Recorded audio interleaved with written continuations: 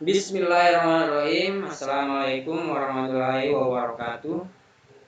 Perkenalkan, nama saya Muhammad Kadri dengan NIM D02173777.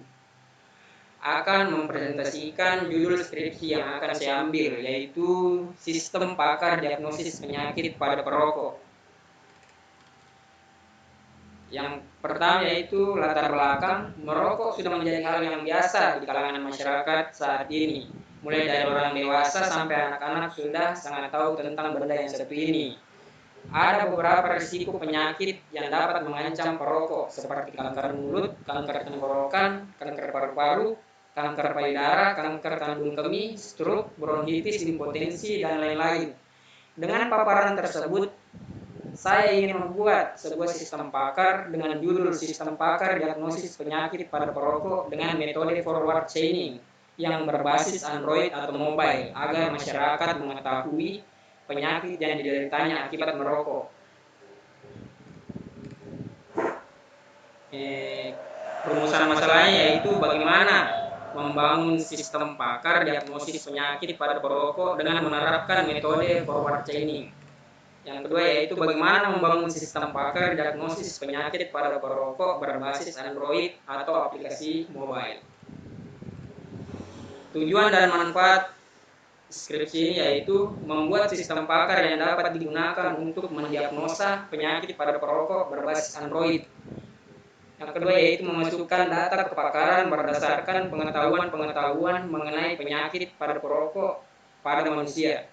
Yang ketiga yaitu untuk mengetahui hubungan tingkat pengetahuan masyarakat tentang informasi penyakit akibat merokok.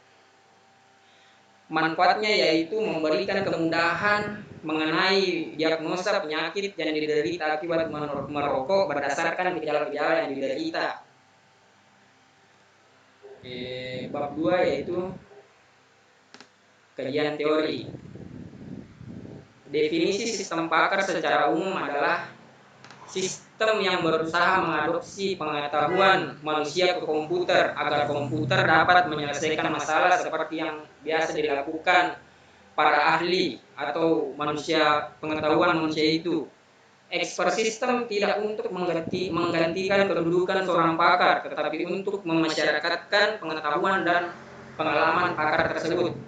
Expert system dikembangkan pertama kali oleh komunitas artificial intelligence tahun 1960-an.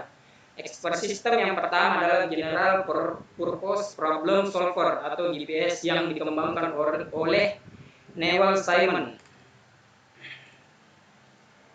Nah, untuk keuntungan menggunakan sistem pakar atau expert system ini, yang pertama yaitu memungkinkan orang awam bisa mengerjakan pekerjaan para ahli, bisa melakukan proses secara berulang, secara otomatis. Yang ketiga yaitu menyimpan pengetahuan dan keahlian para pakar. Yang keempat yaitu meningkatkan output atau produktivitas. Yang kelima meningkatkan kualitas. 6. Mampu mengambil dan melestarikan keahlian para pakar. 7. Mampu beroperasi dalam lingkungan berbahaya. 8. Memiliki kemampuan untuk mengakses pengetahuan. 9. Memiliki reliabilitas. 10. Meningkatkan kapabilitas sistem komputer. 11. Memiliki kemampuan untuk bekerja dengan informasi yang tidak lengkap dan mengandung ketidakpastian. 12. Sebagai media pelengkap dalam pelatihan.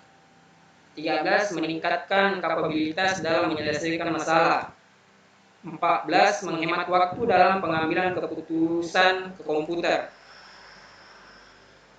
Berikut ini adalah contoh-contoh penyakit yang dapat menyerang para perokok.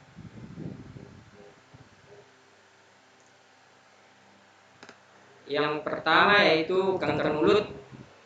Gejala penyakit kanker mulut yaitu perubahan suara dan rasa sakit saat menelan dan mengunyah. Yang kedua, pembengkakan pada wajah dan leher.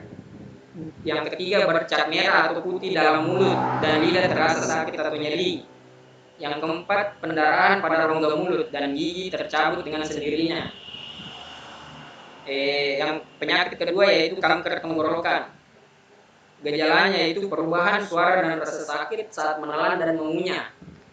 Gejala yang kedua yaitu pembengkakan pada wajah dan leher. Gejala yang ketiga batuk kronis serta telinga terasa sakit dan berdengung.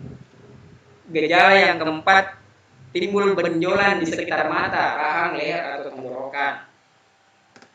Penyakit ketiga yaitu kanker paru-paru dengan gejala dada sesak, nyeri dan berat. Gejala yang kedua yaitu batuk disertai bercak darah.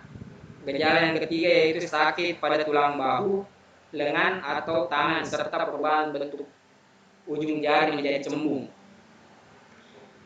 Penyakit yang keempat yaitu kanker kandung kemih dengan gejala frekuensi buang air kecil semakin sering, tapi jumlah urin yang dikeluarkan sedikit, serta warnanya keruh atau kuning kemerahan.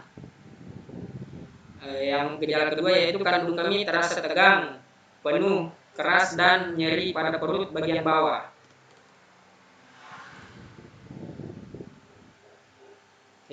Penyakit yang kelima yaitu kanker payudara dengan gejala gatal-gatal, sakit pada payudara. Gejala kedua yaitu perubahan ukuran. Ketiga, kemunculan benjolan atau pembengkakan. Keempat, kemerahan pada ketiak atau payudara atau kulit. Kelima yaitu payudara menebal serta keluarnya cairan pada puting. Keenam yaitu disertai darah. Penyakit yang keenam yaitu stroke. Gejalanya yaitu sakit kepala, tiba-tiba kehilangan kesadaran, kontrol tubuh dan bicara tidak jelas, kelemahan dan kelumpuhan pada beberapa bagian tubuh. Penyakit yang keenam yaitu bronkitis. Gejalanya yaitu dada sesak, nyeri dan berat. Yang kedua, penyakit infeksi saluran pernapasan. Ketiga, keluar lendir dari rongga hidung atau terus-menerus yang berwarna kemerahan. Keempat, pembengkakan pada pergelangan kaki. Penyakit yang ketujuh, impotensi dengan gejala terlalu cepat ejakulasi. Yang gejala yang kedua yaitu kesulitan memulai dan mempertahankan ereksi.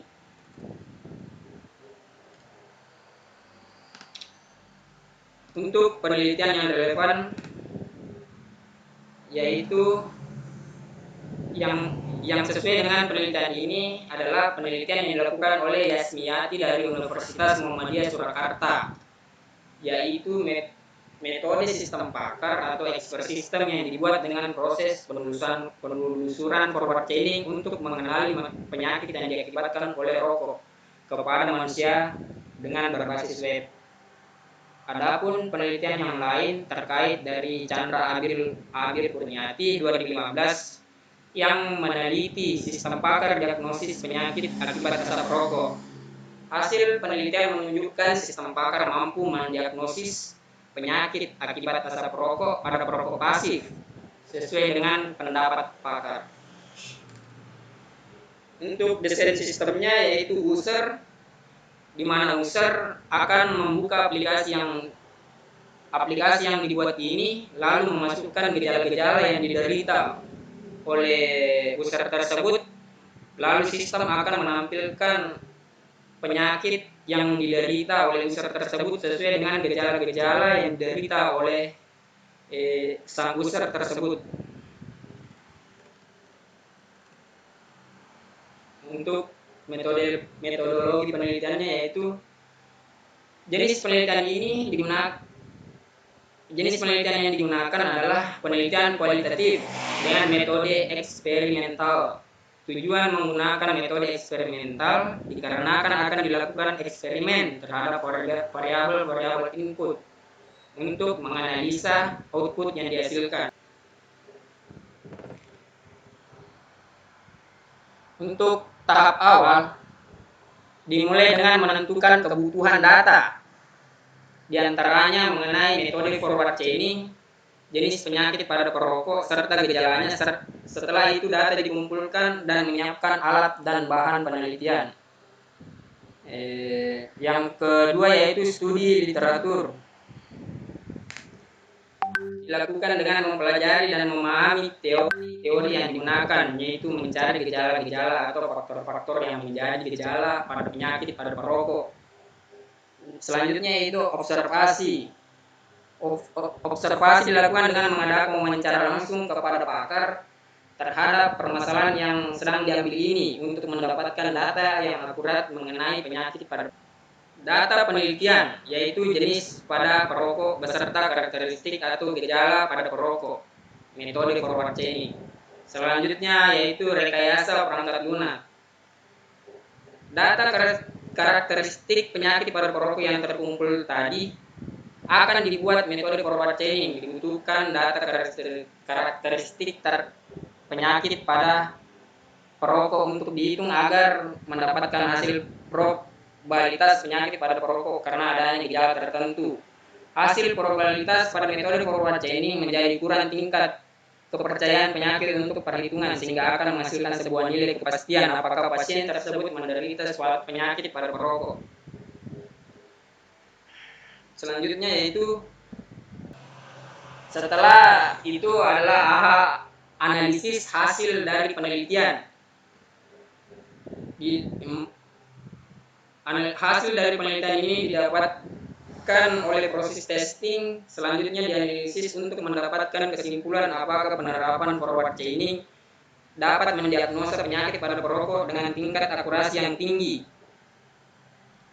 Setelah proses dan tahapan sudah dilewati, kemudian akan didokumentasikan menjadi sebuah hasil penelitian.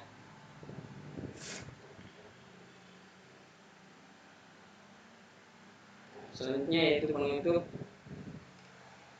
Kesimpulannya yaitu diharapkan aplikasi ini dapat berguna bagi masyarakat pada umumnya. Yang kedua yaitu aplikasi ini menggunakan metode sistem pakar di mana pengetahuan seorang pakar dimasukkan ke dalam teknologi. Yang ketiga yaitu aplikasi ini yang menggunakan sistem pakar ini sangat mudah dioperasikan serta memberi informasi yang mudah dipahami. Oke, terima kasih. Assalamualaikum warahmatullahi wabarakatuh. Selanjutnya, jika ada yang ingin ditanyakan atau kurang jelas, silakan bertanya.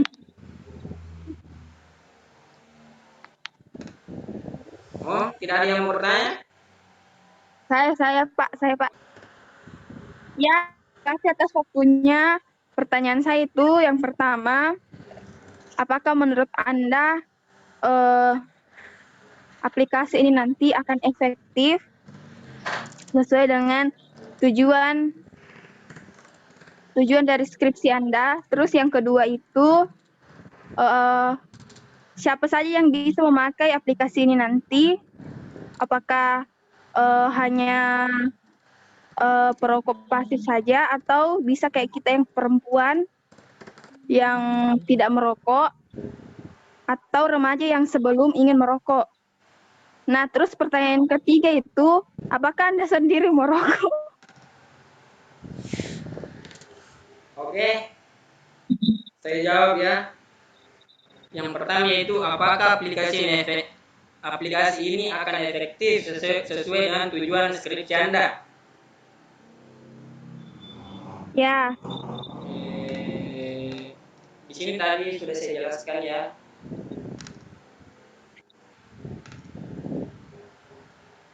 Tidak kelihatan kalau sedih.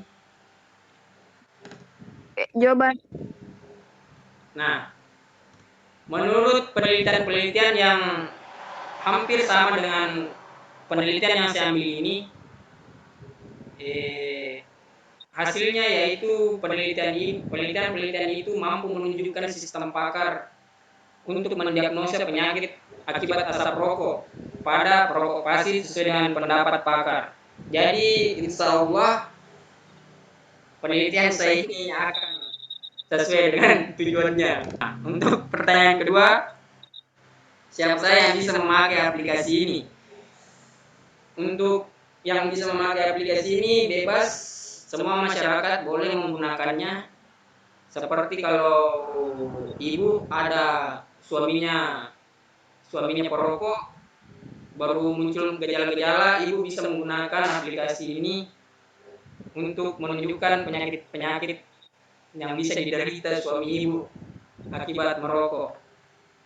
Nah, untuk pertanyaan ketiga, apakah saya merokok? Tentu saja tidak. Saya tidak pernah merokok ya. Ya, mungkin saran saya nanti untuk yang si penulis ini Ya, bisa eh, memakai aplikasi ini untuk kedepannya nanti jangan cuman suruh orang saya pakai baru Anda tidak pakai, oke? Jangan suruh orang berhenti merokok baru Anda tidak berhenti merokok, oke? siap. Indah, apa ada pertanyaan? Lama pak. Oke, kalau tidak ada lagi, saya akhiri dengan ucapan wabillahi taufiq wal hidayah. Wassalamualaikum warahmatullahi wabarakatuh.